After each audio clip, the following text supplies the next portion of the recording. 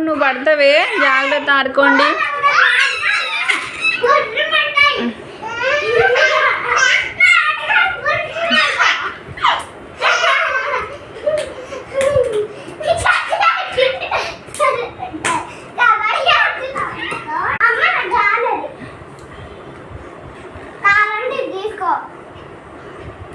వాడు నీకన్నా తెలివి బాగుంది మనకి.